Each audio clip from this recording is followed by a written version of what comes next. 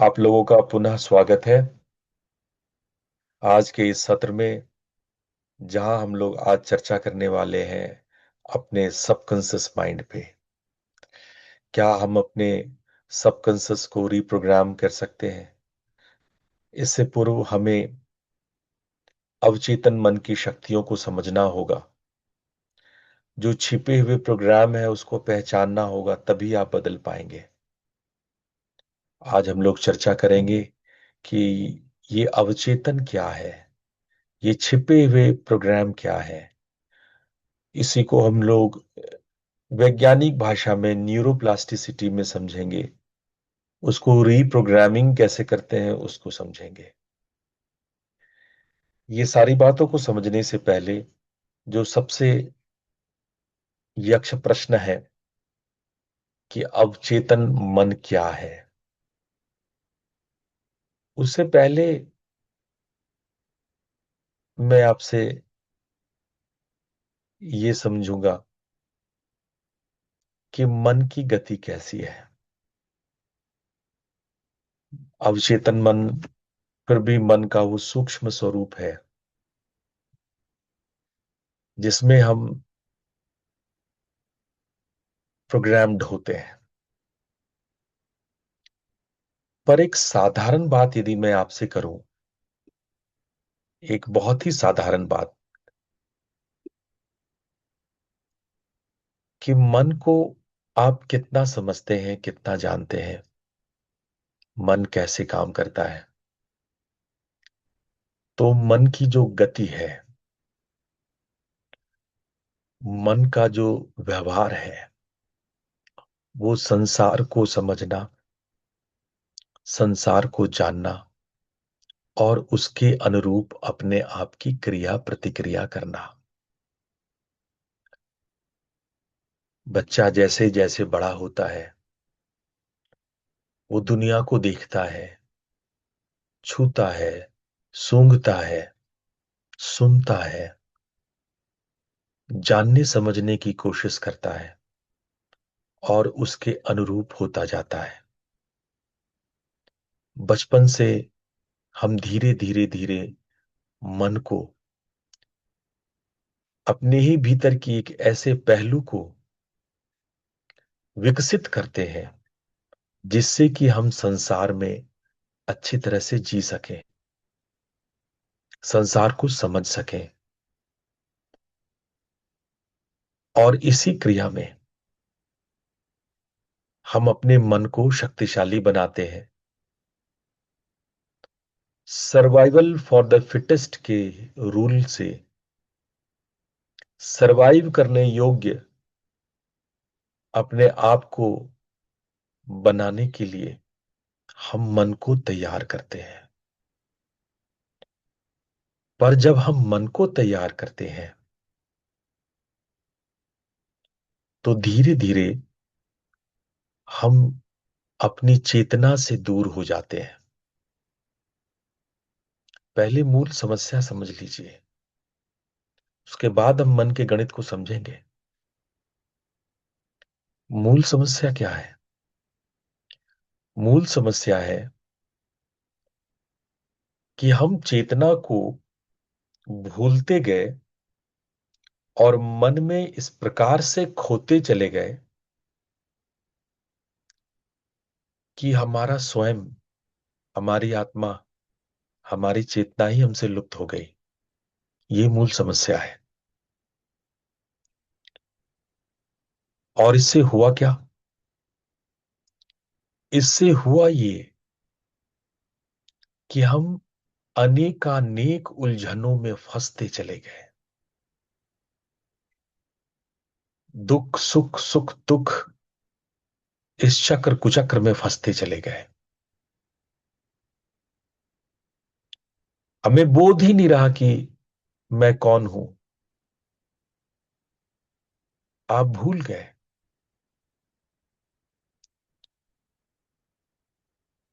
आप कामनाओं में, इच्छाओं में और उसकी पूर्ति में लग गए, जो मन का मूल हथियार है। मन मन का मन कैसे फैलता है, मन का एक्सपेंशन का क्या तरीका है? छोटा बच्चा, उसे कुछ चाहिए तो वो रोता है, दुखी होता है, चिल्लाता है कि मुझे ये चीज चाहिए। माँ बाप अपनी जान लगा के भी उसको पूरा करते हैं। मन अपने आप को एक्सपैंड करने के लिए इच्छाओं का सहारा लेता है, और आप इच्छा करते हैं, आपका मन इच्छा करता है, और आप उसकी पूर्ति करते हैं। चेतना की शक्ति है इच्छा, लेकिन मन इसका उपयोग संसार को समझने, जानने और पाने के लिए करता है। ये इच्छाएं सुख और दुख दोनों को सामने प्रस्तुत करती है।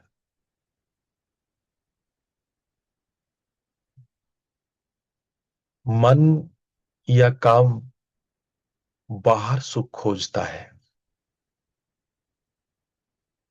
और ध्यान भीतर सुख खोजता है। ध्यान इसके विपरीत रास्ता है।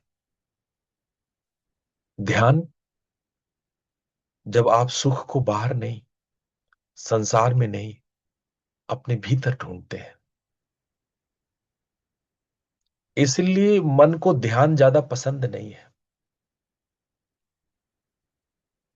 मन कभी नहीं चाहता कि आप ध्यान करें। जब भी आप ध्यान करेंगे, मन बागी होगा, मन विरोध में उतरेगा। मन का उद्देश्य, दिशा बाहर सुख पाना है, और ध्यान भीतर की ओर उतरता है। ध्यान कहता है भीतर सुख है, और मन कहता है बाहर सुख है। वस्तु में सुख है, किसी स्त्री में सुख है, किसी धन में सुख है, किसी वासना में सुख है। मन बार बार चीखता चिल्लाता है, बाहर निकलो, बाहर, बाहर देखो, सुख है। हम दौड़ते हैं अंधों की तरह, कभी यहां छलांग लगा के सुख को पाने की कोशिश करते हैं, कभी वहां छलांग को लगा के सुख को पाने की कोशिश करते हैं। पर ये क्या, सुख को पाने के लिए छलांग लगाते हैं और दुख ही दुख मिलता है। अद्भुत है। सुख और दुख जैसे एक ही सिक्के के दो पहलू हैं, आप अलग नहीं कर सकते। और ऊपर से ऋत ये है, नियम ये है कि यदि सुख चूकेगा तो दुख आएगा ही आएगा।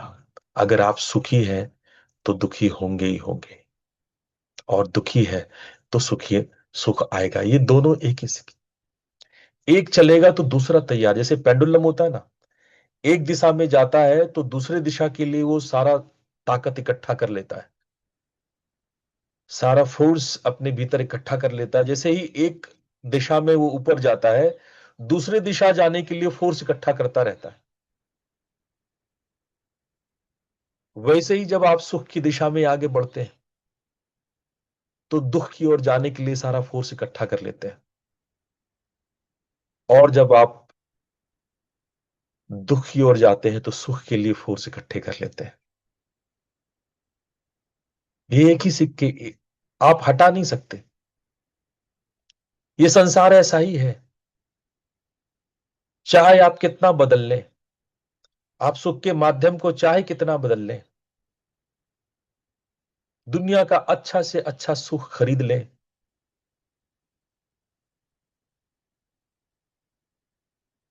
लोग भारत छोड़ करके अमेरिका जाके बस गए कि भारत में बड़ा दुख है, यूरोप में शायद सुख होगा। आप पूछें जो अमेरिकन, जो यूरोपियंस, जो भारत से भाग करके विदेशों में चले गए, क्या वो सुखी हो गए? आपने सोचा कि झोपड़े में रहना दुखद है, महलों में रहते हैं? पूछिए महल वालों से, क्या वो सुखी है? आपने सोचा कि बहुत पैसे बैंक बैलेंस इकट्ठे कर लें,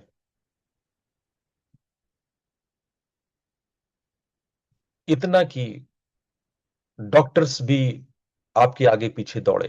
क्या आप रोग मुक्त हो गए? आपने कभी सुना कि अमीरों को डॉक्टर के पास नहीं जाना पड़ता? बल्कि कहानी इसके उलट है। शायद गरीबों को कम जाना पड़ता होगा।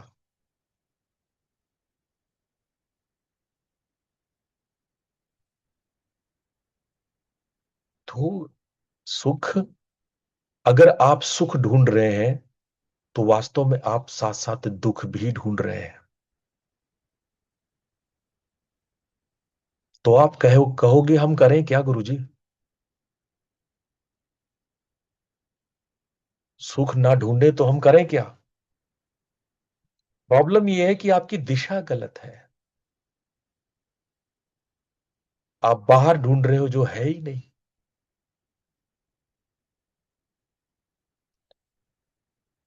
भीतर ढूंढते तो मिल जाते। भीतर ढूंढते तो आपको अनंत सुख, असीम सुख। लेकिन खोज ही गलत है, दिशा ही गलत है। आपने मन का साथ बाहर जाने के लिए लिया।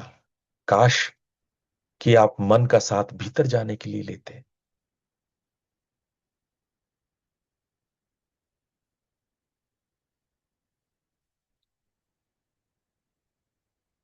मन कंपन है।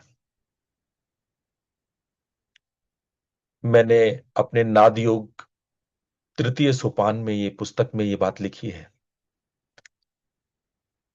कि आपका मन मध्यमा का कंपन है। चार प्रकार के नाद हैं: बैखरी, मध्यमा, पश्चंती और परा। आपका मन मध्यमा नाद का कंपन है। मन कंपन है, चेतना का कंपन है। आप उस चेतना में उतर आते तो शायद इस बात को समझते। लेकिन अभी आप कंपन समझ रहे हैं। आप चेतना नहीं, उस कंपन को देख रहे हैं सिर्फ। वो वाइब्रेशन जो जो दिखा रहा है, वो दिख रहा है आपको।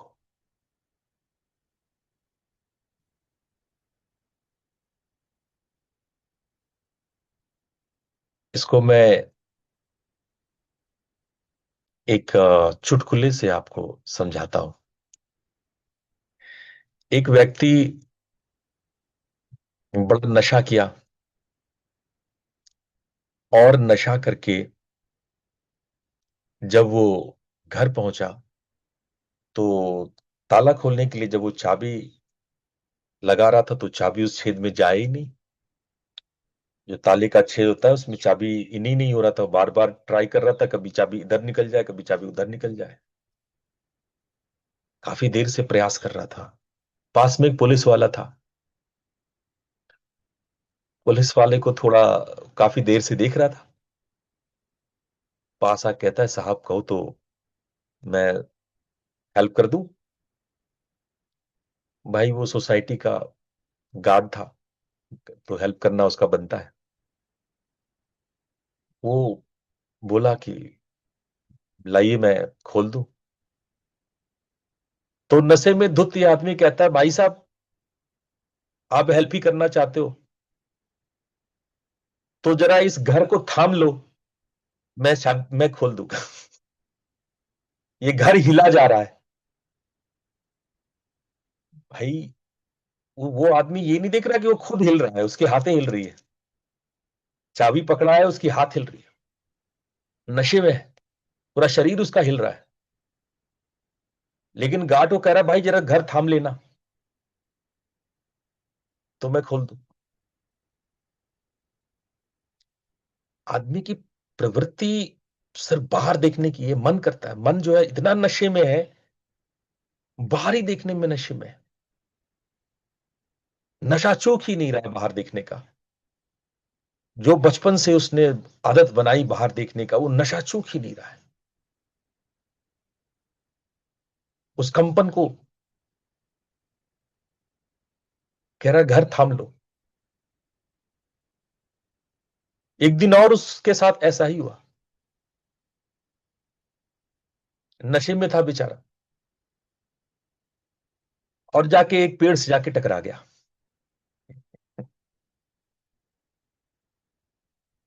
हुआ क्या था दरअसल, कि उसको दो पेड़ दिखाई दे रहे थे।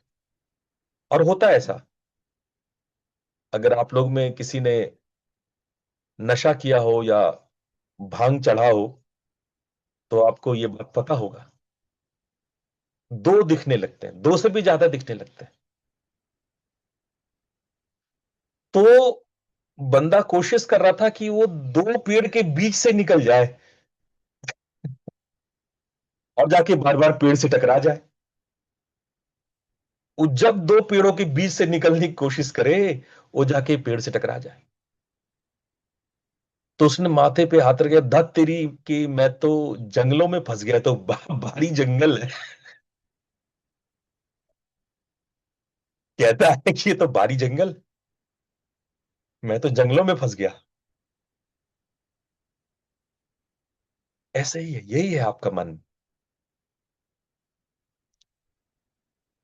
मन का एक कंपन है।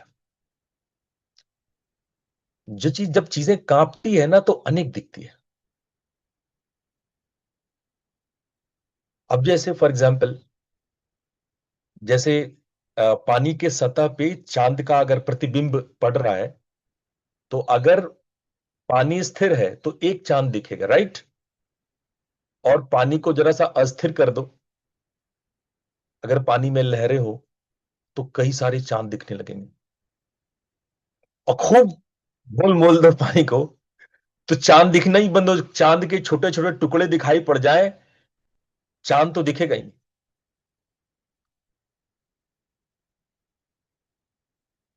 तुम क्या कर रहे हो? बाहर कंपन को देख रहे हो। बाहर कंपन है। ये मन की प्रवृत्ति है।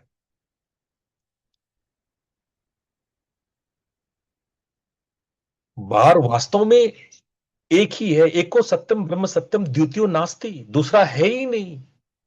आदि गुरु ने कह दिया। हमारे वेद कह रहे हैं दूसरा है ही नहीं, दूसरा एग्जिस्ट ही नहीं करता, बाकी सब माया। इसी कंपन को हमारे वेदों ने माया कहा। यही माया है, दूसरा तो है ही नहीं। लेकिन ये मन निर्मित किए जा रहा है। आपका मन निर्मित किए जा रहा है।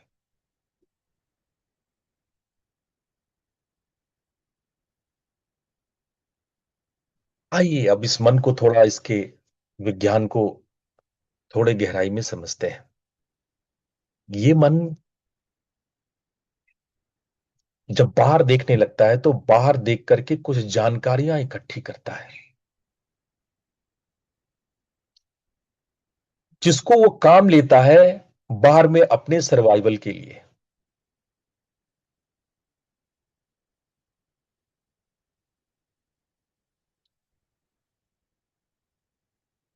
अवचेतन मन वह विशाल भंडार है, जिसमें हमारे सभी अनुभव, आदतें, विश्वास, भय, स्मृतियां संग्रहित हैं।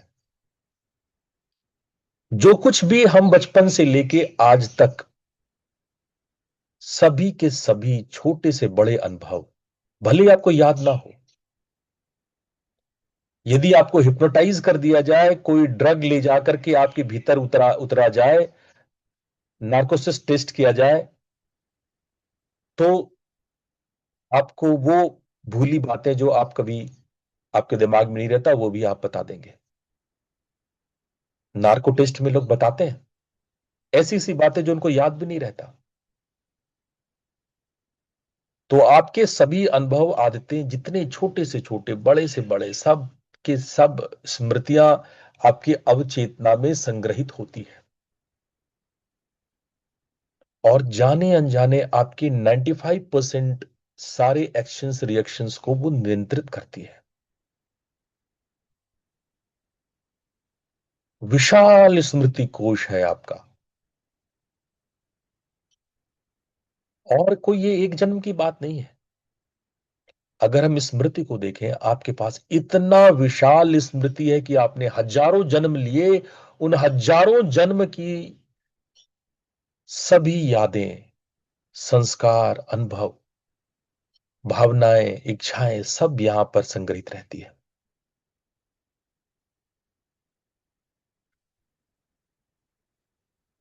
और इसी वजह से हमारे भीतर स्वचालित नियंत्रक होता है, एक ऑटोमेशन होता है।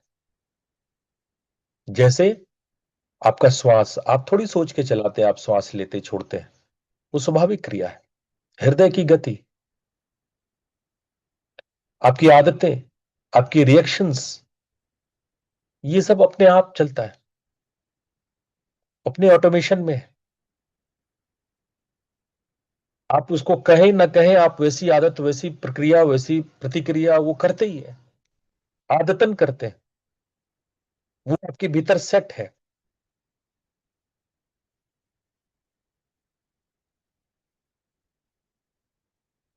और ये अवचेतन आपके ब्रह्मांड से, इस ब्रह्मांड से जुड़ा हुआ है। अपनी क्रिया प्रतिक्रिया के लिए, अपने इस स्टोरेज को संभालने के लिए हम ब्रह्मांड से सूक्ष्म ऊर्जा को संग्रहित करते हैं। उसके हम संग्राहक हैं। और योग में इसी को चित्त कहते हैं। यही हमारे और ब्रह्मांड के बीच का संबंध है।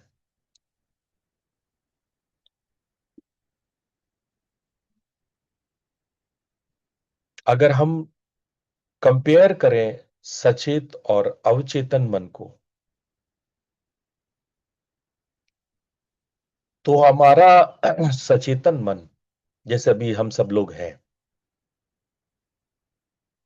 हमारा सचेत जिसमें हम होश में हैं, तो केवल 5% ऐसे रिएक्शंस हैं जो सचेत मन से होता है। बल्कि 95% जो प्रतिक्रियाएं हैं वो अवचेतन मन से होता है। सचेत मन बहुत धीमा और बहुत सोच करके चलता है, जबकि अवचेतन मन बहुत फास्ट और स्वचालित होता है। सचेत मन वर्तमान विचारों को धारण करता है, लेकिन अवचेतन मन या तो पास्ट के दुख या भविष्य की चिंता, अपनी आदतें, अपना विश्वास और स्मृतियों में खोया रहता है।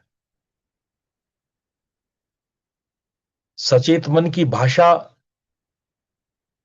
तार्किक होती है और अवचेतन मन की भाषा भावना प्रधान होती है, प्रतीकात्मक होती है, प्रतीक और दृश्य के रूप में होती है। सचेतन मन की जो आदत है वो ये है कि हम इसको तुरंत संभव कर दें। परिवर्तन क्षण में हो सकता है यदि आप सचेत हो। आप में बदलाव, आप में ट्रांसफॉर्मेशन, आप में सब्लिमेशन, सचेत मन हो तो तुरंत संभव है। लेकिन अवचेतन मन बाधा है। भावना चाहिए, पुनरावृत्ति चाहिए, मोटिवेशन चाहिए, टूल्स एंड पैटर्न चाहिए। अवचेतन मन को बदले बिना केवल सचेतन प्रयास से स्थायी परिवर्तन नहीं लाया जा सकता है। अगर हम ठीक ठीक समझें तो हमारा सचेतन मन 5% का है जिसको हम कॉन्शियस माइंड कहते हैं, इसको एक आइसबर्ग मॉडल से समझाया जाता है साइकोलॉजी में, कि 5% बर्फ का टुकड़ा बाहर दिखता है, लेकिन 95%, जिसमें कि 55% अवचेतन मन है, 40% अचेतन मन है। अवचेतन मन, जिसका आधार अचेतन मन है। जो आपका सचेतन मन है, उसमें विचार, तर्क, इच्छा शक्ति, वर्तमान जागरूकता, ये पानी से ऊपर दिखने वाला भाग है। अवचेतन मन आपकी आदतें हैं, भावनाएं हैं, स्वचालित प्रतिक्रियाएं हैं, जो ऑटोमेटेड फंक्शंस हैं, आपका रिएक्शंस है, आपका बचपन के संस्कार हैं, पानी के ठीक नीचे। दिखाई नहीं पड़ता है, पर मूवमेंट उसी की वजह से आता है। वो हिम हिमखंड बहता है उसी तरीके से, उसी की वजह से। उसी दिशा में बहता है हिमखंड जिस दिशा में ये पानी के नीचे जो बर्फ है वो जिस ओर जाता है।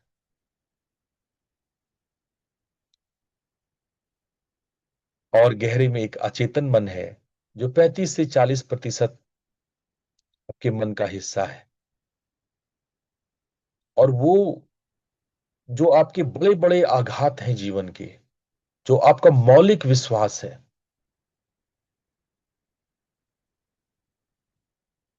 जो आपका मूल है, आहार, निद्रा, भय, मैथुन, जो कलेक्टिव कॉन्शियसनेस है, वो संस्कार जो पिछले जन्मों की है, उसका आधार लिए होता है। तो आप देखिए कि आपके मन की संरचना कैसी है।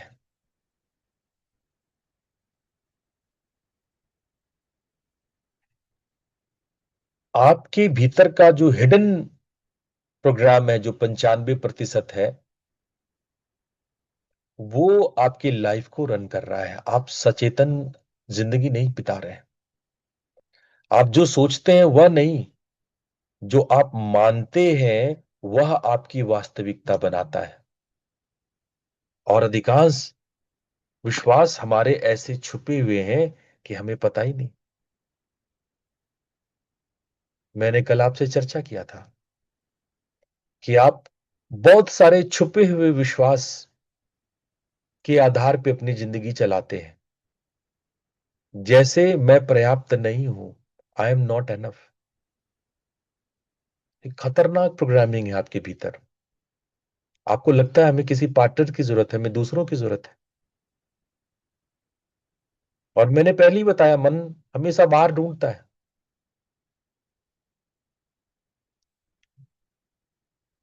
आपके अंदर बैठाया गया है कि पैसा बुरा है।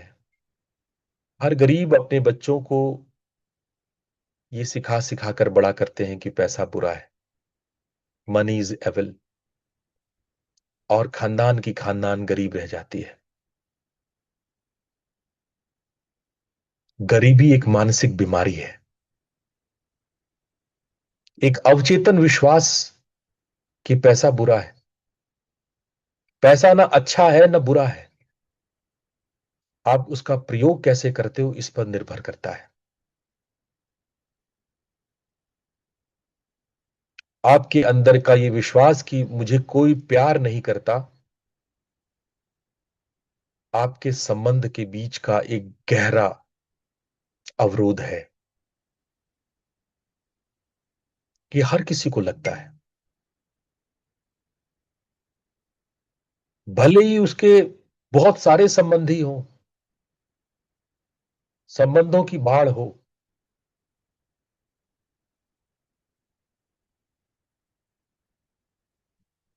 बायुस हुआ एक यूरोप का, कहते हैं उसने 100 से भी ज्यादा शादियां की। वो इतनी शादी करता था कि वो गिन नहीं सकता था कि। और वो इतना स्मार्ट, इतना अमीर राजा, कौन स्त्री नहीं चाहे।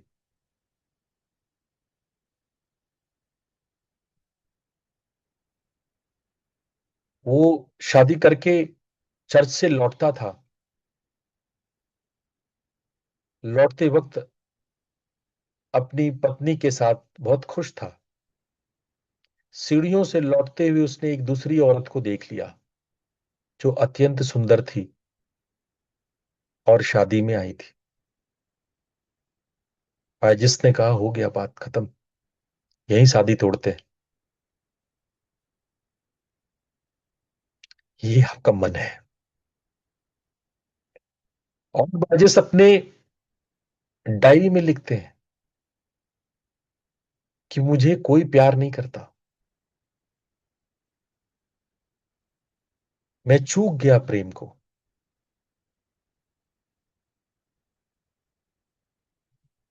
आप जितना ज्यादा इस भाव को आपके भीतर है, आप अपने जिंदगी में उतना ही धोखा खाते हैं, उतने ही रिश्तों को बदलते हैं।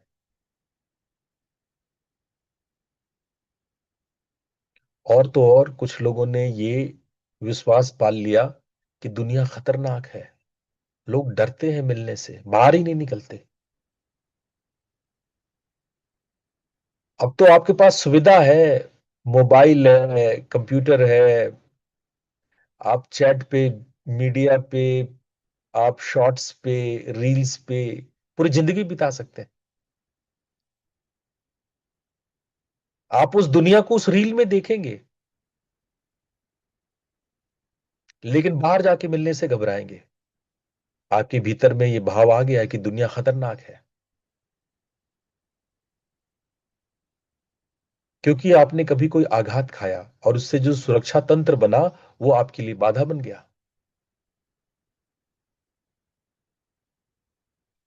आपने और भी गलतफहमियां पाली हैं, मैं बदल नहीं सकता,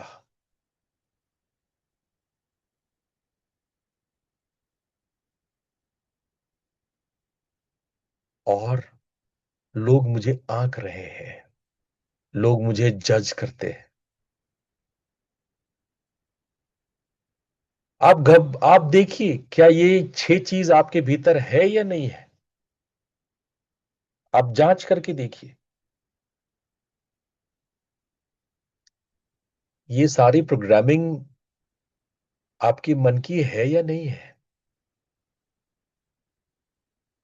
आपकी विश्वास, आपकी भावना और उसका रिपीटिशन, ये अवचेतन मन को प्रोग्राम को तैयार करता है। यही सूत्र है, यही कीमिया है। जब आप पैदा लेने के 7 वर्ष तक होते हैं तो आपके मस्तिष्क में थीटा तरंग में, जो थीटा तरंग में होता है, हर बात बिना फिल्टर अवचेतन मन में जाता है। इसलिए बचपन में होने वाली घटनाएं बहुत इंपॉर्टेंट होती है किसी व्यक्ति के जीवन में। वो सीधे थीटा वेव्स में अंदर जाता है। और नॉर्मली हम लोग थीटा वेव्स गहरी नींद में ही लेते हैं। उसके अलावे हम वयस्कों के, हमारे जिंदगी में थीटा वेव काम नहीं करता, केवल नींद में काम करता है। आघात या ट्रॉमा जो होता है वो हमारे भावनात्मक घटनाओं के गहरे प्रोग्राम को बनाती है। जब उस चीज के रिपीटिशंस होते हैं तो हमें उस वही चीज सत्य लगने लगता है। ये कल मैंने चर्चा की थी आपसे। जो समाज, धर्म, परिवार के अदृश्य नियम, जो हमारे संस्कार हैं, वो हमारे अवचेतन में बस जाते हैं। आप हवा में बातें करते हैं, खुद से बात करते हैं, और बार बार अपने आप को जो रिपीट करके स्वयं की इको को सुनते हैं, वो स्व संवाद, इनर सेल्फ टॉक, ये प्रोग्राम बन जाती है। माता पिता, कभी दोस्तों का जो अनुकरण आप करते हैं, वो भी मुख्य प्रोग्रामिंग का हिस्सा बनता है।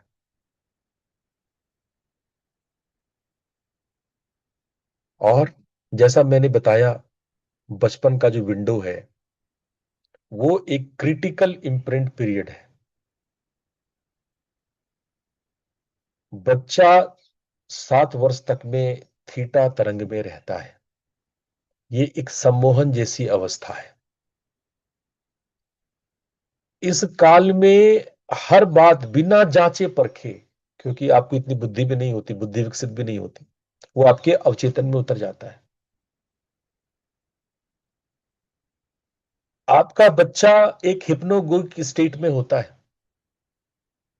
आप उसे झुंझुना दिखा के बहला लेते हैं। लगभग लगभग आप अपने बच्चे को हिप्नोटाइज करते रहते हैं। आपका बच्चा आपकी हंसी, आपकी आवाज, आपके खिलाने, आपकी कहानियों, आपके गानों से हिप्नोटाइज होता रहता है। वो हिप्नोगोगिक स्टेट में होता है। खासकर 2 साल तक के बच्चे तो डेल्टा तरंगे, उनके मस्तिष्क में अधिकतर डेल्टा तरंगे होती हैं। शुद्ध अवचेतन अवचेतन जो है वो अवशोषित होता है, एब्जॉर्ब होता है। 2 से 4 साल में जब थीटा तरंगे काम करती है, तब आप भाषा, भावना, संबंध पैटर्न को डेवलप करते हैं। मैं कौन हूं की पहली छवि बनती है। 4 से 7 साल में जब थीटा और अल्फा डेवलप होने लगता है, तब आप सवाल, बच्चा सवाल पूछना शुरू करता है। ढेर सारे सवाल, ढेर सारे क्वेश्चंस। और यहाँ पे सामाजिक नियम, मूल्य, जो अपोजिट सेक्स है, स्त्री है, पुरुष है, इसकी भूमिकाएं बनती है। और 7 साल के बाद आपकी सचेतन आलोचनात्मक सोच शुरू होती है। जो रीजनिंग पीरियड शुरू होती है, तार्किक पीरियड शुरू होती है, वो 7 साल के बाद होती है। पर प्रोग्रामिंग तो पहले से बन चुके हैं। जहां जहां जीवन में पैटर्न दोहराता है, वहां पर आप समझो एक छिपा हुआ प्रोग्राम काम कर रहा है। संबंध में, नौकरी में, प्यार में, प्रेम कहानियों में, धन में, बार बार एक ही समस्या आ रही है। आप सतर्क हो जाना कि कोई आपके पीछे का छिपा हुआ पैटर्न है। छोटी बात पे बहुत क्रोध हो रहा है, भय हो रहा है, दुख हो रहा है, आपके कुछ ट्रिगर पॉइंट्स हैं। और लोग तो मानते हैं कि मेरी ये कुछ ट्रिगर पॉइंट्स हैं, यानी आप भीतर से प्रोग्राम्ड हैं।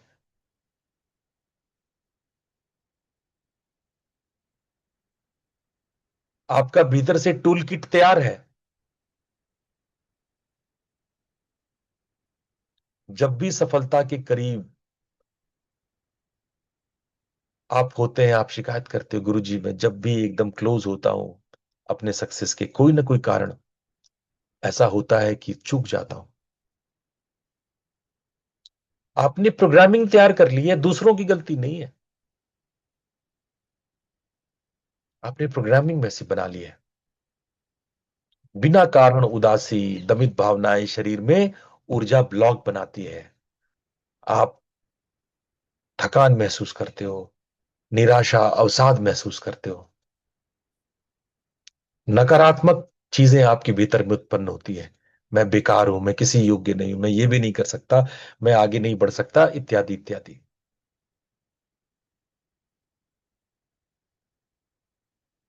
और आप ध्यान देना, आप एक ही तरह के लोग, एक ही तरह के क्रिया के प्रति आपका बार बार आकर्षण होता है। जो आपकी अवचेतन है ना, वो परिचित चीज को ढूंढता है, जो उससे परिचित, अपरिचित को नहीं ढूंढता है अवचेतन। क्योंकि वो पैटर्न है, क्योंकि वो प्रोग्राम्ड है।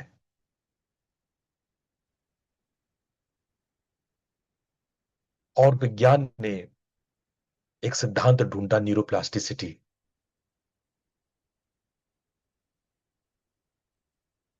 मस्तिष्क जीवन भर बदल सकता है। हर नया विचार, हर नई भावना, हर नई आदत नए तंत्रिका पथ को बनाती है।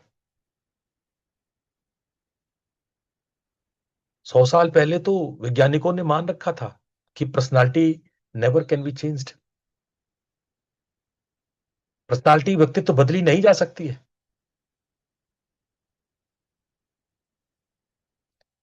आप यूरोप के बड़े बड़े साइकोलॉजिस्ट को पढ़ेंगे, ज्यादा से ज्यादा 25 साल पहले तक, छोड़ दो 100 साल, 25 साल पहले तक की, मैं तो विद्यार्थी रहा हूं साइकोलॉजी का, नहीं बदल सकते अपना व्यक्तित्व। जो हो आप जन्मजात हो। इस न्यूरोप्लास्टिसिटी के सिद्धांत ने धज्जियां उड़ा दी।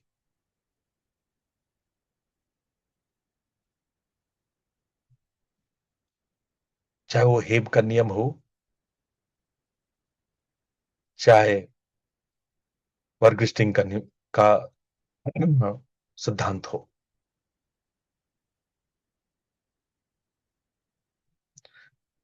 हेब्स लॉ कहता है जो तंत्रिकाएं एक साथ सक्रिय होती है वो साथ में जुड़ जाती है, और दोहराने से पुराने पथ टूटते हैं और नए बनते हैं। यानी आप नए आदत क्रिएट कर सकते हो, अपनी आदत बना सकते हो। हर बार जब आप नए विश्वास के साथ कार्य करते हैं तो पुराने तंत्रिका पथ कमजोर होते हैं और नए मजबूत होते हैं। इसको न्यूरल रीवायरिंग कहा जाता है, और ये हो सकता है, असंभव नहीं है। और डॉक्टरों ने टाइमलाइन बताई इन साइंटिस्ट ने कि 21 दिन से 66 दिन तक में बन जाता है। पहले तो न्यूरल पाथवे 21 दिन में बनता है, 66 दिन में मजबूत होता है, और 90 दिन में स्वचालित हो जाता है, ऑटोमेशन में आ जाता है। इसलिए याद करो, मैंने गुरु पूर्णिमा से पहले 90 दिन का कार्यक्रम आप लोगों को करवाया था। 90 दिन क्यों कराया था? क्योंकि वो ऑटोमेशन में आ जाए।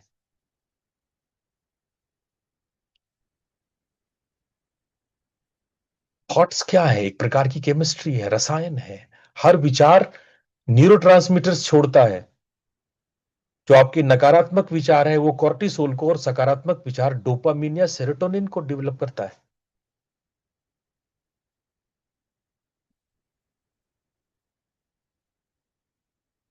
उस सबकॉन्शियस माइंड तक पहुंचने के लिए आपको सचेतन मन के पहरेदार को हटाना पड़ता है। जो ब्रेन बैरियर्स है उसको हटाना पड़ता है। जब तक इस बैरियर्स को, ब्रेन बैरियर्स जो पहरेदार खड़े हैं, ये नहीं हटाएंगे तब तक काम नहीं होगा। इसके लिए बहुत सारे वेज हैं जो साइंटिस्ट ने ढूंढ निकाल, बहुत सारे सिद्ध मार्ग हैं। जैसे मेडिटेशन। मेडिटेशन करते हैं तो आपकी अल्फा थीटा तरंगे मस्तिष्क में वैसे ही प्रवेश करता है जैसे जब आप बचपन में थे। बच्चों, बचपन वाला स्टेट लेके खड़ा कर लेता है आपके माइंड में। एक हिप्नोगोगिक स्टेट होता है, वहां तक आप पहुंच पाते हैं। मंत्र है, संगीत है, नाद साधना है, आपकी जर्नलिंग है, लेखन है, आपकी भावनात्मक तीव्रता है, संवेग है, प्रार्थनाएं हैं। आप देखोगे ये सारे साधना में आप लोग को कराता हूं। आपको नाद साधना कराता हूं, आपको मैं प्रार्थना सिखाता हूं, मैं आपको भजन सिखाता हूं। सत्संग के द्वारा मैं धीरे धीरे धीरे आपको ध्यान और मंत्रों की बात, मंत्रों में प्रवेश कराता हूं। जब ध्यान करते हैं तो आपके अंदर एक विटनेस, एक साक्षी भाव डेवलप होता है। अवचेतन मन कल्पना और वास्तविकता में अंतर नहीं करता। जो आप स्पष्टता और भावना के साथ देखते हैं वह उसके लिए सत्य बन जाता है। इसीलिए जब आप गाइडेड मेडिटेशंस करते हैं, योग निद्रा करते हैं, आप ग्रेटिट्यूड मेडिटेशन करते हैं, आप अपने भावनाओं पर भावातीत ध्यान करते हैं, ये सारे तकनीक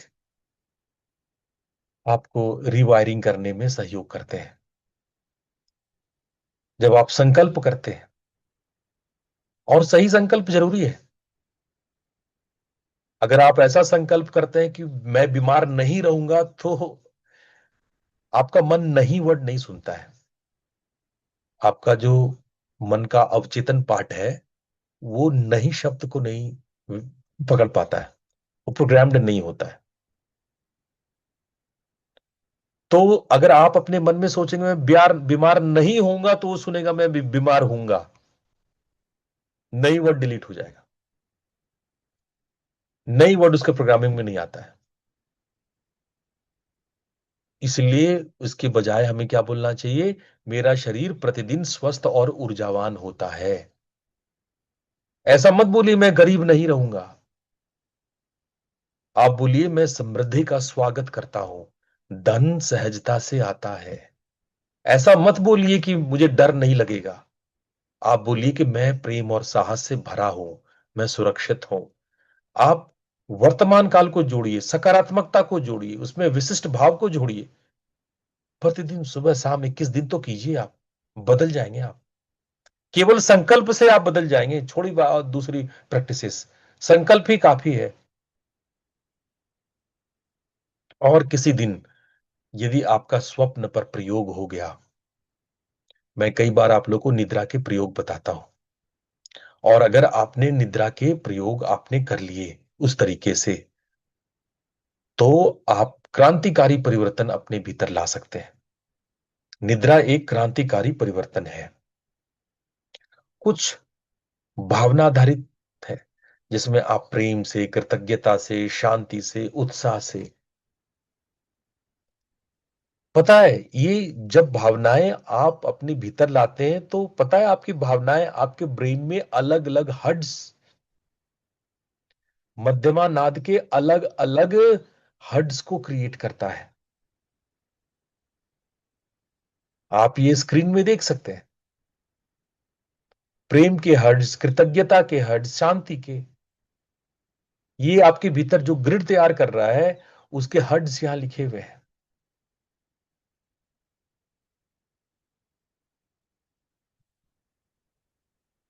बहुत सारी आज के समय में शक्तिशाली तकनीकें निकल आई हैं, जैसे ईएफटी, ईएमडीआर।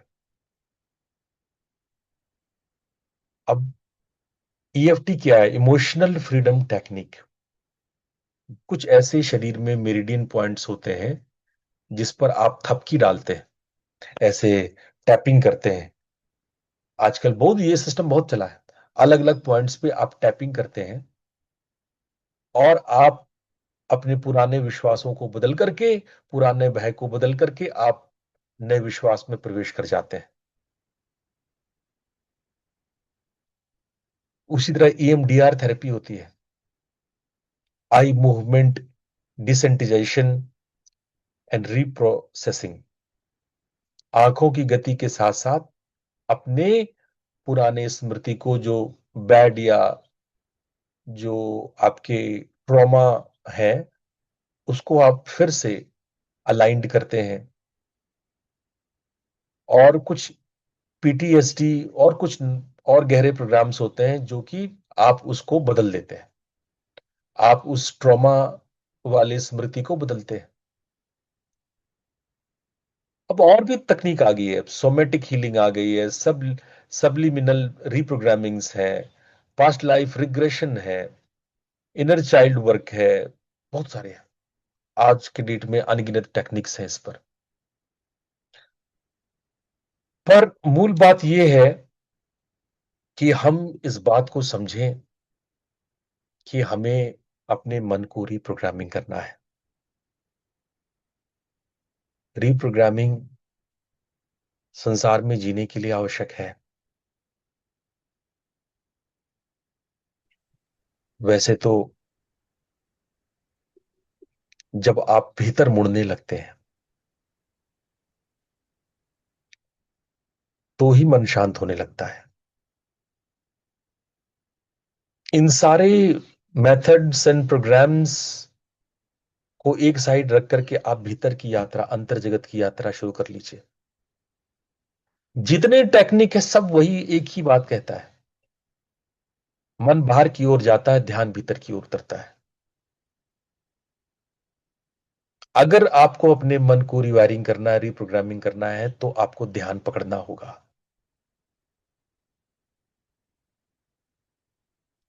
ध्यान भीतर सुख ढूंढता है। हम भीतर सुख ढूंढना छोड़ करके बाहर जब से भटके हैं, तो बाहर ही बाहर है। हम बाहर से अंदर आ ही नहीं पाते। एक सुख ढूंढते हैं और पेंडुलम की भांति दुख में पहुंच जाते हैं। फिर नए सुख को ढूंढते हैं और फिर पेंडुलम की भांति फिर नए दुख में चले जाते हैं। हम इस पेंडुलम से आजाद ही नहीं है।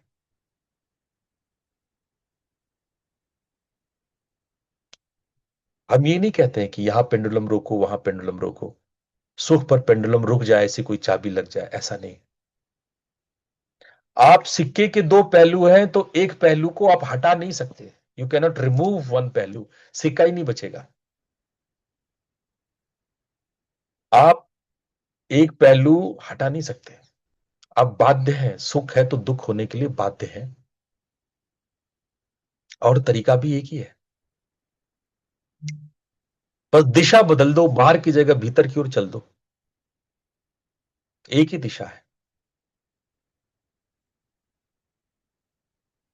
तो आज का सत्र आप लोगों को विचार विमर्श करने के लिए मोटिवेट किया कि आप नए प्रतिज्ञा लें, आप साक्ष्य ध्यान करें, आप जर्नल्स बनाएं, प्राणायाम, मेडिटेशंस, नाद योग, योग निद्रा, गाइडेड मेडिटेशन, ये सारी बात मैंने आप लोग को आज बताई।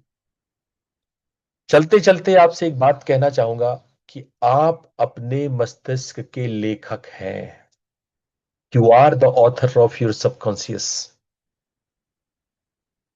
दूसरों पर दोष देना बंद करो। कोई दूसरा जिम्मेदार नहीं है, न प्रकृति, न आपका ज्योतिष, न आपके मित्र, न शत्रु। जरूरत है कि आप जागरूकता से अपने छिपे प्रोग्राम को देखें। आप द्वार खोलिए, ध्यान से, भावना से, नया लिखिए, संकल्प से, विजुअलाइजेशन से, और उसको जी करके सिद्ध करें, प्रतिदिन अभ्यास करें। अनंतस्य अनंतम मनः, मन अनंत है। जो इसका रहस्य जान ले वह अपनी नियति स्वयं लिखता है। खुदी को कर बुलंद इतना कि खुदा बंदे से ये पूछे, बता तेरी रजा क्या है। आज इतना ही। आप सब लोग इतने प्यार से हमें सुने, आपने चिंतन मनन किया, आप सब लोग का हृदय से धन्यवाद, प्रणाम। धन्यवाद गुरुजी। धन्यवाद आपका गुरुजी, बहुत प्रणाम, धन्यवाद गुरु जी। प्रणाम गुरु जी। गुरुदेव प्रणाम जी। प्रणाम गुरुदेव। प्रणाम गुरुजी। प्रणाम। प्रणाम गुरु। प्रणाम।